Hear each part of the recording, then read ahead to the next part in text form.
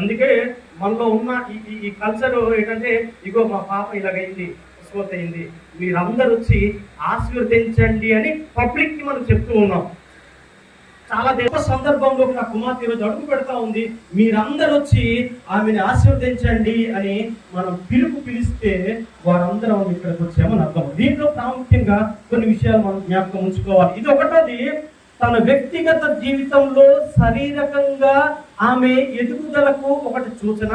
రెండోది, ఆమె ఆత్మీయంగా ఎదగడానికి సన్నద్ధమైనప్పుడు సమాజంలో ఎలా మెదులుకోవాలో ఆమె రెండోది నేర్చుకోవాలి. ఎందుకంటే మొన్నటి వరకు ఆ ఇద్దరు పిల్లలు వేరు, ఇప్పుడు సమాజంలో వారికి ఉన్న స్థానం వేరు.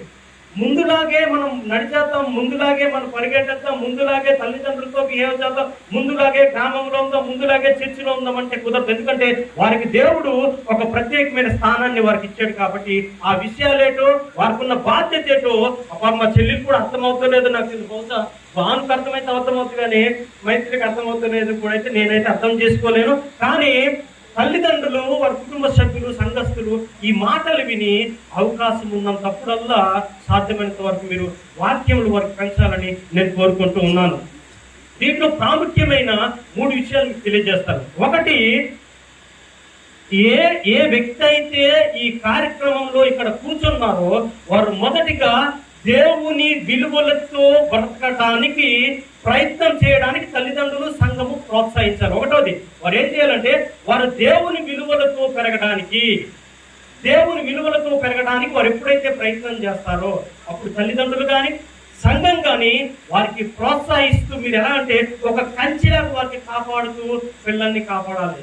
ఈ రోజుల్లో మనం ఎలా ఉందంటే పరిస్థితి చాలా భయంకరమైన పరిస్థితి. తర్వాత మనం చూద్దాం. రెండో విషయం, అంతరంగికంగా.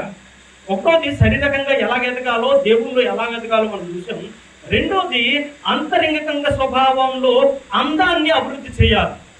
మనం ఇది బాహ్య పూజుడు, ఏదైతే కనిపిస్తున్నానో చిన్న వినాయకుడిలాగా ఇది బాహ్యం.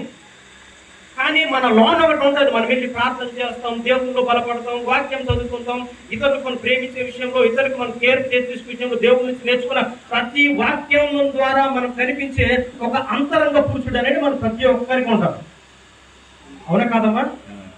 ఆ యొక్క అంతరంగ పురుషుడు లేదా అంతరంగ స్త్రీని, అంటే ఇప్పుడు ఇద్దరు చెల్లెలు ఉన్నారు కదా, వీరు బయటికి మాట్లాడే మాటలు వేరు కావచ్చు, బయటికి చూపించే ఆ శరీరం వేరు కావచ్చు, కానీ వాళ్ళ హృదయంలో దేవునితో కూడినటువంటి ఒక మంచి సంబంధం ఉంది. అది అంతరంగ పురుషుడు అంట మన బైబిల్లో. అంటే నీ లోన స్వభావంలో ఒక వ్యక్తి ఉన్నాడు, అది శరీరానికి ప్రత్యేకమైన వ్యక్తి. దాన్ని